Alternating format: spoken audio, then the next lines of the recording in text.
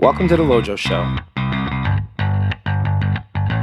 It's all right. I'll get better at it. Should I just say it? There is no monopoly on good ideas when it comes to cybersecurity.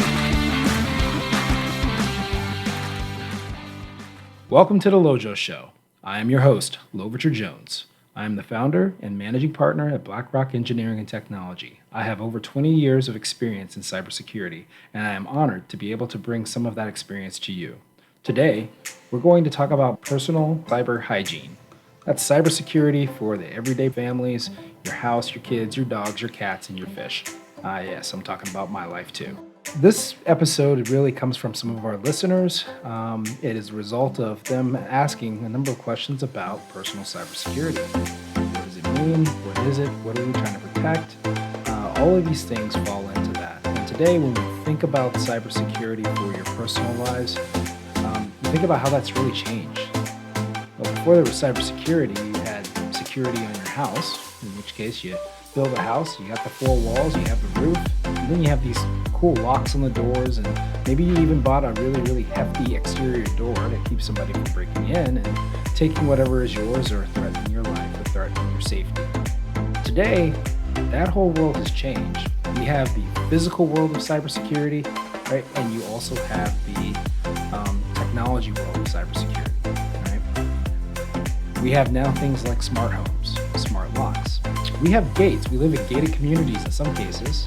And in some cases, when you walk into an apartment building, yes, you have security and closed circuit television and stuff within those areas. But most importantly, one of the things that you really need to think about is that everything you do now is mostly electronic.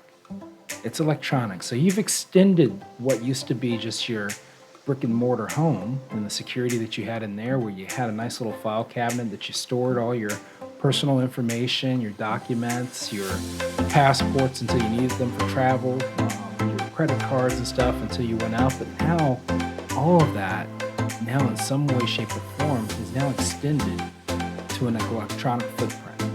You have electronic footprints on your phone. I don't know about you, I use my phone whenever I go to Starbucks now to get my coffee. Right? I use my phone because my phone has different elements and pieces of my life all over it. I use credit cards as an example. You have different types of cryptographic keys and stuff too that are there. Where there is security, but then also it's also another vulnerability that's in your life that you don't think about quite as much. When you now are processing a mortgage or getting ready to buy a home or so, all the information that you exchange with your financial representatives and stuff too, yeah, some of it's still on paper, but the majority of that is still kept in electronic form. We use DocuSign now to sign our documents. These are all examples, again, of how now you really extended how far your cybersecurity goes. And so when we talk about things like cyber hygiene has now become really a material, an imperative, right? A material imperative in your life because you have that exposure. Now, I have some examples definitely as far as in my life where I've been exposed, where there's been identity or there's been a password or so that's been compromised, or even an account that's compromised. And it's a very, very lonely feeling. But then you think about how much opportunity there is for someone to actually be able to use that information to their benefit and to your detriment. How about you, Jonathan? Has this affected your life in any way? Well, I mean, for me, my at-home life cybersecurity is kind of broken up into three sections. I have like the physical security, my wireless Wi-Fi internet security, and then I have like my cybersecurity awareness, which would fall into the category of like your passwords being breached and keeping up to date and stuff like that. I had one. I think I really had like one incident of someone taking my stuff because I'm kind of a freak. I have, the super complicated, unique passwords on every each account. It's all different. And there was a Yahoo breach earlier this year, if I remember correctly, is when it happened. But someone got my password to my email, and they used it to log into my crypto wallet because I had I think it was crypto.com at the time. And I had two-factor authentication, but my second factor was sending a code to my email. So they used that, got into my crypto account, and then siphoned all of the money out of my checking account because it's hooked up to my crypto account. It was honestly impressive. Like I was mad. I got most of my money back, but I was mad, but it was impressive. Yep, it is. It's impressive, and then the other part is that it's something that's going to be a prevalent thing in the future. And here's where it is. In cybersecurity, we always talk about attack surfaces, right? And that is basically if you just took everything that you had and you laid it bare and you go, okay, where are the entry points? Where are the danger zones at, right? Well, we have a ton of those danger zones now. Electronically, it's made our lives very much so convenient, right? To have applications that link other applications that are important to us, like our banking, with our checking, with our crypto wallet, with our other, like Apple wallets and stuff too. But at the same time, where you are sometimes using these technologies to secure and make for convenient purchases or convenient actions in your life, you also are laying out a larger attack surface, right? Yeah. We talk about passwords, right? Passwords at the end are still the most prevalent thing that you use to secure something. Problem is with passwords is that if you've used either Google, Hotmail, Yahoo, or whichever, the likelihood is that you have already been part of a breach. Does anyone use Hotmail anymore? There are people that use Hotmail. Really? Yeah, there are people that use Hotmail. Hotmail is, it's still there. It's still there? It's still around. Is AOL still around too? You do get some users out there that still have some AOL, Hotmail, but I mean, when you still take kind of the free email platforms like Gmail, Yahoo, and Hotmail, you still have a pretty good competition between the three, right? Still there. I mean, it's just email, but it's email. A lot of people had those for a long time. My first email account was AOL. My second email account was a Hotmail. Wow. Right. Don't even make any jokes about my age either. I wasn't gonna say anything. Your face was saying it. Your face was saying it. But getting back to that, think about the passwords and credentials that you've used in your past. Is there a pattern to your passwords and credentials? Again, we are creatures that will always err on the side of convenience than security.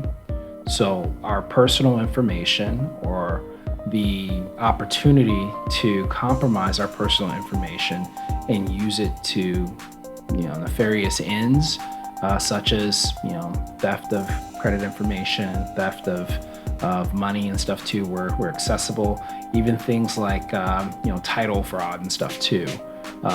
These are things that are very much so now open, to the world for folks to have the opportunity to work with. And so when you think about this, when we say that, hey, we want to pursue our life, liberty, and pursuit of happiness, well, part of that is convenience, and each one of those things there can really, really be affected by your personal cybersecurity hygiene, and whether it is strong or weak. And the consequences of it can be pretty heavy. So let's talk about this a little further. Let's talk about this from just a layman's standpoint. In your home, most of us now have wireless access. We have Wi-Fi within our homes. That wireless fidelity or wireless access that we have in our house, in our homes, is normally being provided by our cable provider, our old school DSL provider, right? Our phone service. In some cases, when we look at some of our, our users and stuff too that are in the country, they're using some sort of SATCOM as well. For high-speed internet. At the end of the day, we want to have high-speed internet for us. So don't use Spectrum. Don't use Spectrum. If you want the high speed, don't use Spectrum. Sometimes that's not really high speed. But what I hear is that they are working on it, and that's going to get faster and faster. So we'll see how that works out here. But they are being provided by those internet providers. There is some base security that's involved with that, but at the end, you are your own worst enemy when it comes to how you have secured your network at your home. A lot of people still have very simple passwords. They may be using wireless access protection as far as for WAP and stuff on their internet, but at the same time, they're not working over an encrypted network. And also, it's not that hard anymore to decrypt passcodes and passwords as they're going over the air and as that's being keyed. So it's not a complicated thing to do.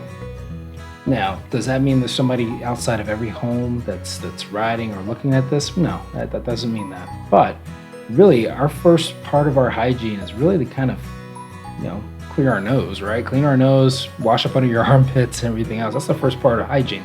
So let's make that synonymous with, I have an access point that really all my computers in my house connect to. Why would you not secure that access point?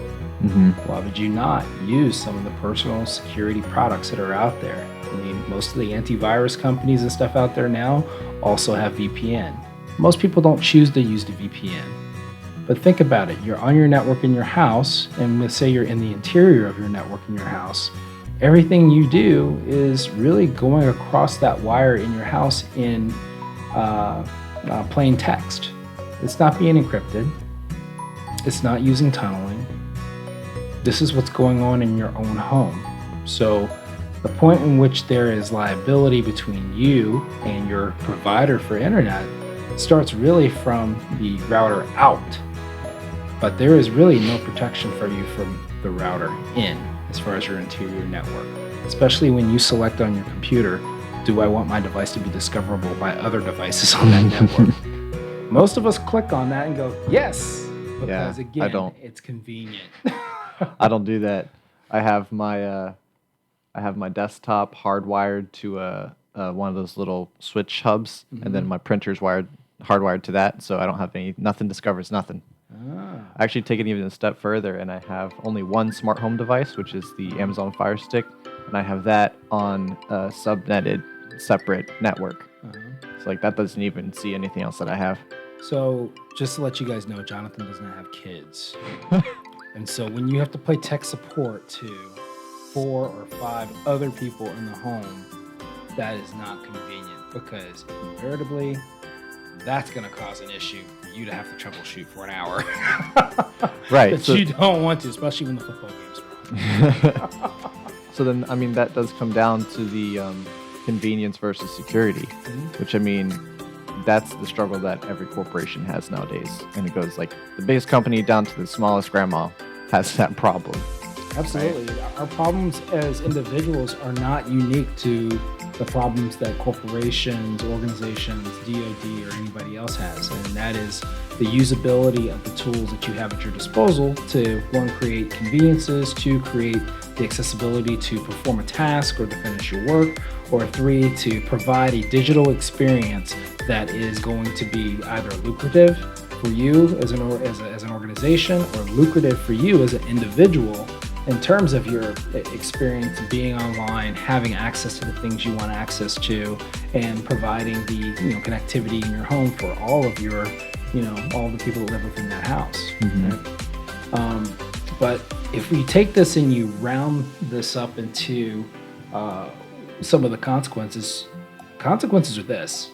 You have consequences that are related to the uniqueness of your identity and how your identity and or associated credentials from that are used to access very sensitive information or very sensitive things like your banking, like your social security number, like your birth certificate, passport, those types of information that are very much so valuable in the black market. And in addition, also things like being able to open up fraudulent cards and accounts on your behalf, and without you being able to discover, being able to actually get you into more financial trouble in terms of your credit rating, right? Your ownership of your own home, the money and value that's there. These things can be very easily taken from you with the right perpetrator and stuff with that. So when we think about our convenience versus security, we do at some point have to think about, well, the balance might not be as easy as we want it, right, but you may have to secure that a little bit more. One of the things about being a cybersecurity company and also being in this area is I have to make those decisions all the time. There's some things that I just can't do from a convenience standpoint. I can't share everything on my home network. I can't put my own work system on my home network a lot of times because, again, it's not as secure, right? It's secure to some extent, but it's not as secure as I would do here at work, or I'm not usually having the whole family use VPNs because good thing about a VPN is that it's encrypted. It encrypts that path. The bad thing about a VPN is that sometimes it doesn't let you use a lot of the cool tools, websites, gaming and all that stuff that you would like to. Yeah. It could even interrupt things like Zoom. All right, as far as on your connection and connectivity with that, because again, you're creating those tunnels and stuff there, and things just don't quite work the same way. Yeah. Once you do put in those security type of capabilities. But again, the consequences is this. Is my consequence that I want someone to be able to get to my brokerage accounts, my crypto accounts, some of the things that really matter to me, if sensitive information about myself, my family members, or even my company through my personal kind of digital footprint? No, convenience is not worth that much to me. I'd rather be a little bit inconvenienced at that point in order to protect those things. Right. And again, this becomes a purposeful decision, by the individual of what they need their cyber hygiene to look like, right? Me, I definitely want it. I definitely want the cologne of cyber on me. I definitely want the deodorant there, and I definitely want to take a shower at least 2 times a day in order to keep that clean. That is my value from there. Other people's value may be that, hey, that's okay. I'm all right. Security, I can deal with it, and they accept that risk.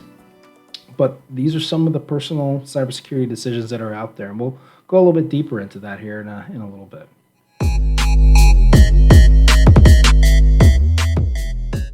So for me, with cybersecurity, like I said before, it's like 3 different categories. So like convenience versus security plays into every aspect of that. So if we're going to talk about like physical security, I have mechanical locks. I don't have any smart home devices, like nothing. And for me, I feel more secure because I've seen demonstrations done and stuff about people like you can hack your lights. They can hack your car like remotely. Did you see the Tesla test that they did where they flew the drone over the Tesla car and took over? Like, I don't like that kind of stuff. I have I've paid extra money to have a mechanical key for my car so it doesn't start up. Like, I like to keep things simple and more Neanderthal, because I find that just mitigates a lot of the threats. And for me, I'm trading off the convenience for more security, where someone else, say you travel a lot, you want that smart home to make sure, did I leave the stove on? Like, did I turn my lights off? Is my AC at the right temperature? Like, that kind of makes sense, right? So it's always an interesting trade-off to have between convenience versus security, and it applies to everything. Well, Jonathan, you're a bit of an extremist. I'm not an extremist. You are a bit of an extremist on this. Yeah, I mean, I could go all the way and be like Mennonite or Amish. The good thing is that you readily admit this, and that you do pay attention to these types of things, and have responded with the fact that you are a little bit more risk averse. I would say I'm a moderate extremist. I'm not like that's an oxymoron. Like, but think about it. Like the really far extremist is like the Amish, where they barely even have electricity, right? Like, you have to get special permission from a priest to use an electric drill, right? So I would say I'm kind of an extremist. How can you be a moderate extremist? Well, you call me an extremist. Well, you're an extremist, but I'm not an extremist. You can always come back and say I'm a moderate. Okay, fine. I'm a moderate. That's all relative, though. Just to let you know. Yeah. To me, you're pretty extreme. But I'm not Amish. I mean, does your car have telematics? I don't know what that is. All right, telematics in your car. You have things like infotainment, right? That's where you're able to connect your media. Oh yeah, my Bluetooth can connect to my phone. Yeah, that's all it does. So. And then your car also tells you different things about your tire pressure, right? Does it tell you tire pressure? I don't think so. It's a super base, like super rudimentary model. Does it tell you if your oil is, if you're overheating? It tells me that. Does it have a plug down at the bottom? It's a Honda, so your car is packed full of technology. So you can't. Yeah. as little So- technology as possible. No, not really. Yeah. Those are packed full of. But I mean, I technology. could have a lot more, Yeah. and I chose to have a lot less. Did you choose to have a lot less technology, or did you just choose a cheaper car? I mean, let's just make sure we make the. I mean, kind of both. But I knew I didn't want the built-in GPS. I didn't want like any smart startup tracking assistant driving. None of that. So I do wish I had a 4-wheel drive. You look so He disgusted. he says he's not an extremist. Because I want 4-wheel drive. Here's the thing. I have cars and stuff that are fully packed with telematics and everything else that's there, right? All that stuff is there because at the end it's really cool, right? I get in the car, It is turns cool. on my cup warmer if I want something hot. Yeah, It turns on my cup cooler if I want something cool. You have a cup Right? warmer and a cup Yeah, cooler. yeah. It's pretty cool. It's pretty neat. Wow. These are cool things. I have my backup camera. I've got my GPS standpoint. I got preferences set as far as on where I drive. You've got the adaptive driving component too, which is learning how I drive. Is that just There's because you're ton of old, cool or stuff. No, it's because I love you need the adaptive technology. driving as These you are get cool older? Buttons, all right. These are Cool buttons. Buttons, and yes, if I was the kid that walked into the room and had the red button on the wall, Push the button. I would wait for everybody to stop looking at me, and then I would hit that button and run back out, right? Yeah. Right? Just to see what it does. But again, the ecosystems that we create now, between your phone and your automobile and your home network at your house, these are now linked in this large, huge digital ecosystem, right? That you need to be aware of. You need to be aware of that if you do buy now a smart car and stuff too, that you get home, that smart car joins your home network, all right? The information and data and stuff in exchange that you have between your car, your home, and your phone is massive. It's massive. The information that is going from one thing to another is great. Your preferences are being passed between those devices, right? Using your home network as a median, and in some cases, using your mobile network that you have on your phone as a median for doing so. And now, also cars have their own communications network as well that they are using. So the exposure of your information and data is going to be there. Now, is there responsibility on the provider for protecting it? Yes. A lot of times, though, the provider is going to limit their risk by you signing or checking a box, right, on that. So, not saying that they're bad people, but one of the big It's a practices business, in our yeah. industry is to offset risk, right, or transfer risk. Right? Transfer risk to the user, transfer risk to the third party, transfer risk to you as the consumer, right? And then they only will take on risk and responsibility for risk if it is something that is mandated from a regulatory compliance standpoint. Yeah, only if they have to. Only if you have to, and only if it actually puts them in a position to be better than their competitor. Which, I mean, from a business standpoint, makes sense. I mean, it's a smart thing to do. Yeah. So you as an individual have to be aware of where liability begins and ends and where you need to be able to fill in that gap, right? There's a faith gap with your security, okay? There's a faith gap in, do I depend on the providers and stuff that are out there that I have to secure my stuff at the level that I think it should be? Or do I have to take on the responsibility myself? And like I said, one of the very simple things is when you buy that brand new computer, get your antivirus on it, right? Get your anti-malware stuff on it, right? Understand that, look, that's just going to be part of the investment. Get those types of things on your computer. And you as an individual as well, for just general browsing and stuff, or on your kids' computers and stuff too, in which they're going to these different gaming sites and whichever, be sure that you do put in those general basic security measures, so to protect yourself, protect your family, and also to prevent inadvertent sharing of additional information that you didn't want to. So you just said basic security measures. So like, for our listeners, quick list what the basic security measures are for you. So basic security measures is this. One, if you have a provider that's providing you with a router that's giving you high-speed internet, right? Understand that security needs to begin right there. One is, and this one is a simple one, do not set it up where you are just broadcasting your SSID. Hide your SSID. It's not a foolproof thing, but hide your SSID. There is an option for you to do that on your routers. For those who don't know, what is an SSID? So an SSID is what you actually name your router, right? Like for instance, on my block, I have somebody has like FBI van. Someone on our block too, Yeah, like FBI van 15. I've got another one of like crypto. I have another one that's like called like Crypto Machine, right? But Our neighbors is being Happy broadcast. Flapjacks. Yeah, Happy Flapjacks, right? A lot of people like to be funny with their SSIDs, but I would say this is that one is good. You know what? Don't broadcast your SSID. Again, it's not foolproof. Somebody can, with some work and with some effort, can find that. But it's again, you're creating a harder target, right? So Right. that's number one. Two, on any endpoint that you're going to connect to your network, that's part of your own, that's your own laptop, tablet, device, or whichever.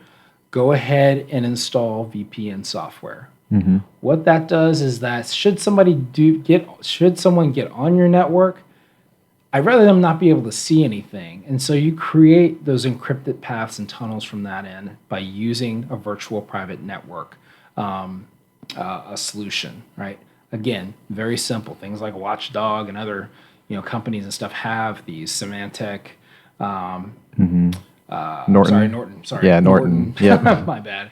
McAfee, F-Secure, right? They are these little VPNs are available for you to be able to use.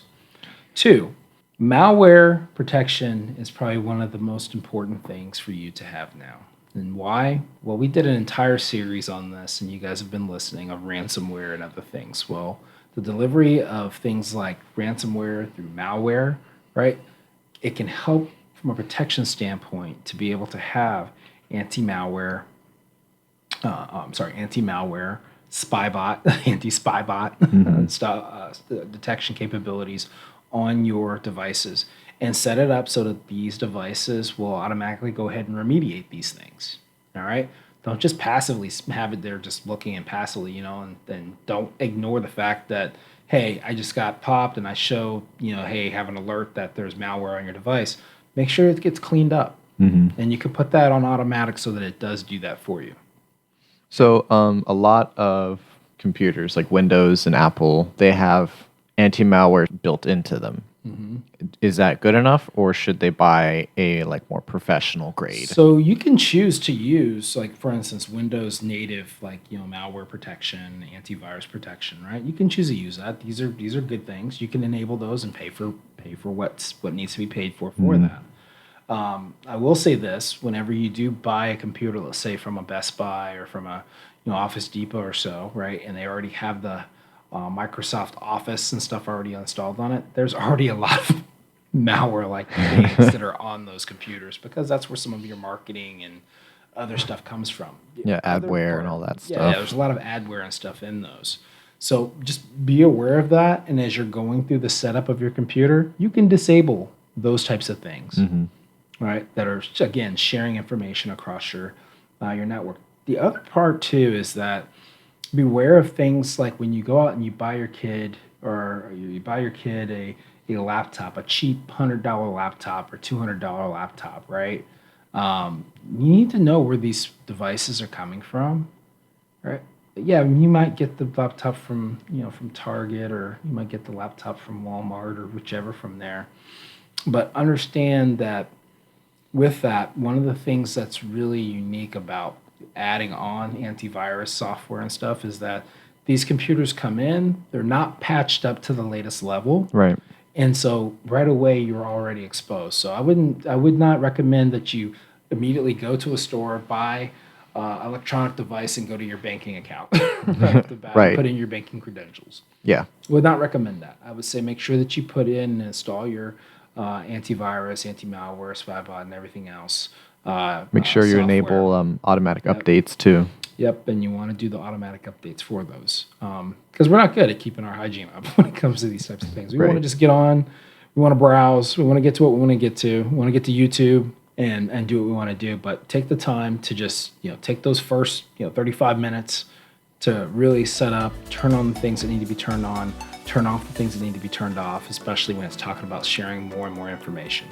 What was it? I think it was when, what are the different levels of iPhone operating systems? What are they called? I'm talking about their iOS. iOS. That's what it's called. iOS I think it was iOS 13 when it first came out. It was supposed to be like the most secure operating system for a phone, and I saw it like all over the internet that people were freaking out because it's like, oh, Twitter wants to look at the devices on your network. Oh, Facebook wants to look at the devices on your network, and like all these other like obscure apps that don't need to be doing that were all asking for permission because they were now being blocked. And it's like, oh, so who is listening? That's where my mind goes. Like, who else is listening? And you bring up a great point. The apps and stuff now, you notice that you have to enable a lot of things for the apps. And, it was before that you would go through your iOS and the actual, menu to enable those. Well, now you can do the enabling of those, but you can also make sure that it requires for you to do a password and stuff too, so that you think about it a little bit more before you allow for that to listen. Right. I do the same thing with photos on my phone because it's like allow select photos or allow all photos. So I always do allow select photos. So if I'm ever going to upload something, I have to manually go back, add which photos it can access, and it can't access anything else. Yep. Social media in general. Let's talk a little bit more about social media, right? We know Facebook/Meta, right? We know that, but listen, one of the first really kind of pioneers and stuff, even in social media, was still Google. Right? Yeah, they had Google Hangouts. You had Google Photos. You had Google. I mean, you could post things and stuff through that. I mean, you still, Facebook took it to a different level in terms of the social media component, but there is information that's being passed within those applications and stuff now, where it can look at photos, right? You can discover people's faces and stuff to it. You can tag that type of information and things too. Yeah, a lot and of it these learns what companies your are saying, face we're looks getting like. out of that business. We're not doing that. You're still doing that. Yeah. You can still bring up photos and stuff. And when you go and you say, hey, I'm going to Google something or Google a photo, let's see if this photo is real or not real. Where do you think they get that information? If somebody tags a picture that's not you, right? And you go, hey, is this a real thing? And it's like, nah, that's not a real picture of this person. A little scary. What's also scary is when you upload a photo and you go to click tag, it'll, like on Facebook, has those little boxes around their faces, and you hover your mouse over it and it suggests who that person is because it recognizes their face. Yep. Like, nah. Yep. Nope. Again, a lot of these guys are kind of saying that we're stepping away from that, but they already have the capability. Information is already there. Yeah. Right? They wouldn't get rid of the capability that they have. There's 12 and 13 years of collecting this information, right? And this is where kind of the big thing is that thinking about your personal cyber hygiene also affects even how you will participate in the future in things like workforce and stuff too. Because here's the thing, when you do the check from a social media standpoint and you're scraping this type of information, there are photos of you or footprints of you all over the place that bring up a very large profile. All right. That profile can link you to the address that you live at right now today. Your phone number itself, if you take your phone number and you just plug that into a Google or DuckDuckGo or whichever, right? There's information and data about that phone number, who the owner was, is, and continues to be. There's even in usually some where they cases live too. Yep. Yeah. And yes, there is a way to. There are some phone numbers that also bind to what your location is. The scarier part of that is that it also brings up a chain of your family members. Right?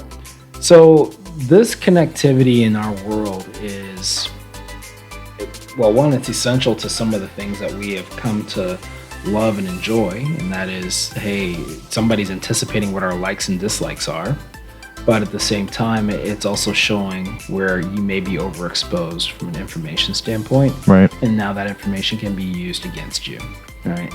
And used against you in a variety of ways. One, it can make you look like you're a criminal. That sucks. Two, when we go a little bit further, it can hinder you financially as far as being expose and theft. Because again, at the end, your cyber hygiene is also going to lead to how can someone steal something from you. There really is no other game other than, hey, we want to steal this information so that we can do something to make money, right? Right. It still boils down to that. And if we can make money by, taking the equity that's in your home, stealing, your credit cards and doing max charges and stuff on those credit cards, Yep. That's there, and getting that out as far as an actual product or something that they can resell in the marketplace, they can do that. They can do that fast, and it requires you to go through a very long chain of recovery to fix that. Another thing that you look at too is the amount of information that you give on every website. Oh, I hate that. Right? Oh. I mean, we are so easily duped into just giving information, right? Yeah. And We this need is your what name, your phone number, your email address, your phone number, your physical address, your social security number, your credit card number. we expose a tremendous amount of that information. And again, we're talking about preference too here, right? If you're willing to accept as an individual that, hey, I know that this can be stolen, I know that this can be compromised, but I'm going to do it anyway, that's understandable. But if you are someone not quite as ancient as Jonathan, but someone who really does have a sensitivity about this, there's some definitely little things you should do. When you're on a site, don't just give up that information. Be sure that you read very carefully. The other part is that you have a lot of sites too that are doppelgangers and fake sites that are out there that look very close to what you're going to be putting your information into or that you're looking to buy something from. It's so easy to make those too. And you might think that something's wrong with your computer because you enter the information in, you hit it, and nothing happens, and it just goes away, and then you're like, oh, I must have entered something wrong. And then you're like, oh, maybe you're on the wrong site. Well, guess what? You just gave up a lot of personal identifiable information about yourself. So I mean, the way I mitigate that sort of thing is I have a like a junk Google email, and then I have a Google whatever that is with a fake phone number. Like you can make I think Google Voice, I think is what it's called. So like I have a fake Google Voice number and a junk email, and that's what I enter on every where I send all that stuff to. And I don't even know the password to that email or anything anymore. It's just what I automatically stick in because I don't want to give my real email or my real information. Yep. I mean, so you're trying to obscure things. You're trying. Yeah, because I'm a moderate. You're not a moderate. You're trying to obscure things. Sometimes that might be for naught as well. Yeah. Because when you make your email or where you are establishing that, you're also giving up your IP address. Well, that's where the VPN comes in. So VPN's good as well on that. Did it collect cookies? No. I block all cookies. So you block all cookies? All cookies. How about any of the meta tags? Oh, I don't know. Yeah. So the whole world works on tagging. Yeah. Right? And tagging is innocent enough, but it's also a marker again where it's going, hey, it's a flag. This is Jonathan's fake email, right? Yeah. So how would you mitigate against meta tags? Well, I mean, getting tagged. The thing is that as you are either subscribing to a service or subscribing, let's say, to publications and those types of things, right? There's not really a great way to get around that because as soon as you give up some of your information and you submit that, right? Tagging is happening with that information. It used to be that you had to do it manually. Now, tagging is something that's automatic because you do have AI behind that. Oh yeah. That does this, all right? That provides that capability, and it's a very gigantic database that can relate you to just about anything as far as tracking that down. So this is where again you have to be careful on what sites you're going on to do this. Right. I mean, and those cookies, like we were talking about before. Like that's how marketers get you, because whatever website you're looking at, they'll take your data. Like, oh, hey, Louverture was looking at camouflage underpants, right? And then now you're gonna get a bajillion ads in your Facebook and your whatever you do with camouflage underpants. Right. And that's all you're gonna have for like the next 3 months, and then you'll think of pizza, and you'll have a pizza ad show up. Yep. It's like, oh, it's the third day of the month and the temperature outside is 62 degrees, Louverture normally orders pizza today. Yep. Well, one of the things that you do see, if you use Uber, like Uber Eats or DoorDash or Grubhub and stuff too, and you search for food, guess what? Some of your preferences can come up in those applications. Or what I find is really neat is where I start getting advertisements in Facebook when I'm doing furniture shopping. And I'm not even in Facebook, but I'm furniture shopping on one other site or whichever, but I'm using my Google browser or whichever from that happens. Now, there are some ways that help and limit that exposure of tags and everything else, and that's where you're using the incognito modes or the safe modes of your browser. But it just came out earlier this year that Google records all the incognito mode data too. Correct. So does that really help? Not really. Maybe some. So you just mentioned Google. Is there are there different browsers that are better for security? Like I prefer to use like the Brave browser and Mozilla Firefox because from my understanding, those are like the more secure. They don't gather as much data. It's probably not gathering as much data because that's not how they really make their money, right? As far as on that. But, in the end, if you are going to browse under your own, if you're going to browse under your own profile or whichever, I still use the mainstream browsers in that case. I do have things set up on it and I've personalized it, but at the end, at some point, it's going to lead me back to those, right? Yeah, I mean, some websites don't work with different browsers, or they work incorrectly. Yep. So I mean, with that kind of thing, I use Google, but for everything else, like.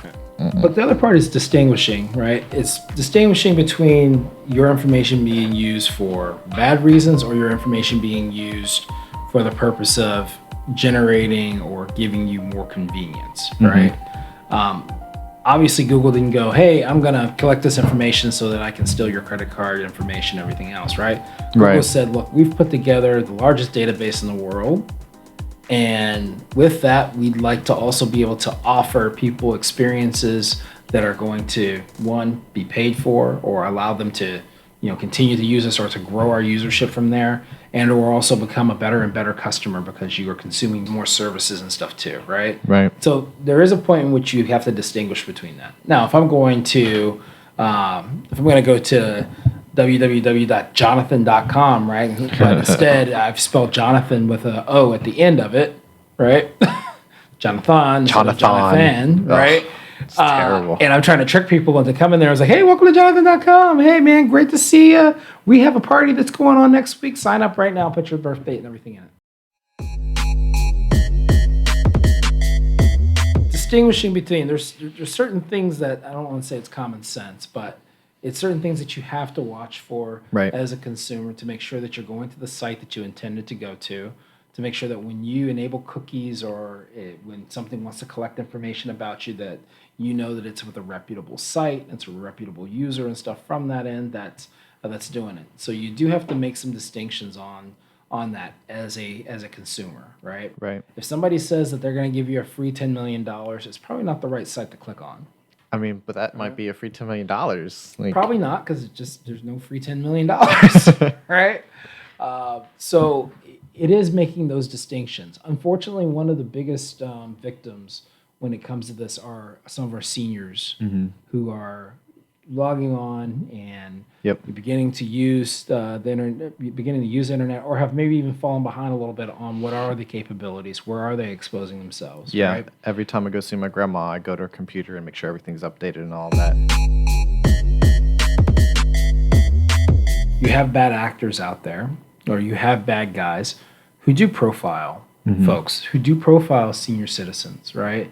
In this sense, because of several things. One is the innocence that's there regarding the internet and what can be done from that. Two, they also are the biggest holders of wealth. Yeah. Right. And two, demographically, they have a lot of things to think about as far as for the safety of their kids, their grandkids, and other things that they can be used against them to be able to extort funds and money from them. Maybe they're not as knowledgeable of, hey, if you connect to your bank, your bank requires you to have a requires you now, a lot of banks require you to have antivirus and stuff that's on, or require you to download their antivirus, to do that, but are not aware of that and are sending them to sites that look like their own bank and being able to extract that information, right? Yep. I mean, these are not new attacks. They're just being able to be distributed in a different way, right? When I was a pen tester or when we were social engineering, right, we would literally go into the data centers, right, and then walk around with a laptop with like saying like, hey, you know what, we're doing an audit of elevated credentials, of administrative credentials. Could you please enter your credentials in there? We just want to check it. Right? I mean, it sounds like one of the dumbest things you can do, but you're in a data center. You seem like you're right. You seem like you're got the right badge on. You got the right badge on and stuff. So people would enter their information in there and enter their credentials, and we'd have those credentials, and we'd go back to where we were and enter those credentials in on things that we had remotely, that we'd have access, remotely now at that point. So basically what I just mentioned, there's just an accelerated form of that, right? Using doppelgangers and stuff for that, right? Giving them a false website and stuff to put their credentials in. It's the same attack. It's just generated a different way. Right. So our seniors are very easily socially engineered, and this is what you have to watch out for, right? Things from emails that are coming in that say, hey, come to this site. We have you have to do some updates for your pension, Yeah. They know that, hey, you've maybe worked for GE, or you've worked for the federal government, or you've worked for others. In that case, enter your credentials there. And check your social security. And so these are very easy things for folks to do. So when we talk about cyber hygiene, we're not referring to just what you do on your computer. We're also looking at what are the social engineering aspects of this, what are the physical aspects of this, where people are giving away their credentials and stuff from that. Right, and that comes to like the kind of third point in how I do my at-home cybersecurity, which is the cybersecurity awareness, like being aware of the threats, being aware of the common attack vectors, stuff like that. And that like with grandma, right? What you can do to help keeping her from typing in a bad website address is put bookmarks. Right, you can enable like cookie blockers. You can do all kinds of things to automatically help her. But you also need to sit down and have a conversation and be like, Grandma, I will not call you from prison. Right? Like that happened to my grandma. So I'm a lot of kids, right? That happened to my grandma, where they're like, oh, hi, Grandma, I'm in jail in California. I need $5,000 for bail. Yeah, it's crazy. And they actually got her number and the names of her grandkids from the obituary when my grandfather died, which was posted online. It's crazy. Yeah, it's unique because now you don't even have to have the obituary. You can just do the find lookup and stuff too from that, and they've linked those types of things together. So it's a very quick review, and we're talking about our elders and grandmothers and grandfathers and stuff too from there. I'm a grandfather as well. We're talking about these things, but that is a significant area. When we talk about like even our baby boomers and stuff that are retiring or have retired at this point and are moving more into that elderly role and stuff there, this is where things are very susceptible. This is where they are a very susceptible target for malicious actors out there, right? Where theft is one of their primary goals, disruption, so that they can either pull information or ransom money, whichever from that. This is where we do have to look at, if you're a professional that's out there and you do have your elders and stuff that are out there that are possible targets, being able to kind of take the time like Jonathan does when he goes to their house, checking their computer, making sure that they have bookmarks and stuff to things that they need, right? Making sure that they have their have secured at least some of their basic things, right? How they get access to money, where they're going to buy, right? Travel and stuff too, those types of things, and making sure that they're following good hygiene for that. Checking their routers and even at their house too, as far as on what are you connecting to. But most of all, what's on their cell phone, right? What's on their cell phone and working with them through it. I'm not saying you go in there and be like, hey, Grandpa, give me your phone, let me look at it, right? It's just making them aware and be able to communicate to them, this is what's going on in the world right now. Because they may just be reading their local newspaper, and not getting really the vast majority of information and data. So you want to be able to have those discussions with them, because they are the ones that are most susceptible. People talk about our kids being our kids are smarter than us. All right. I mean, my kids, as far as like 16 years old, even my 9-year-old in some cases, surprises me on how much information they know about browsing and how much they know about what information is being taken from them when they're on. They are very knowledgeable of it. So taking the time to communicate cyber hygiene, what are some of the indicators of compromise or indicators that can either prevent or even indicate that there is some sort of problem or theft of data? Having those conversations is important, because it's an awareness thing. It's, again, an awareness thing. We just finished up the Cyber Awareness Month. Yep. And I would say I definitely would want to make sure that we impress upon our viewership, our listeners, that don't just let that sleep as far as cyber awareness for that month. The awareness and communication on that is absolutely essential for our young folks our age as well, as far as within the working workforce right now, as well as our elders and stuff too within everybody. Absolutely important.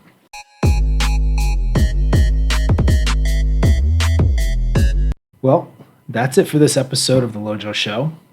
We've talked about and walked through some of the things about personal cybersecurity hygiene.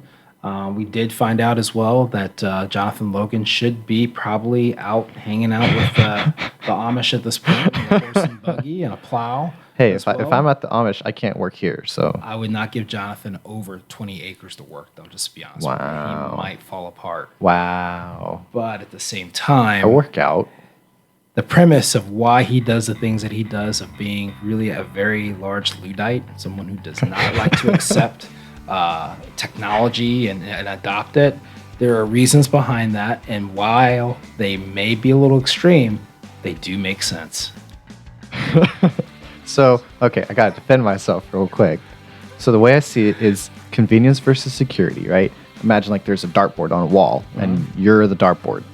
It's going to be more convenient and you have all these cool toys and all this fancy stuff, and you don't like secure things, use VPNs, all that. You have basically your whole wall is one giant dartboard. It's not hard to hit it if you do proper security, or if you're like me in a midnight and you just just cut out the stuff you don't need. I mean, you got a small dartboard.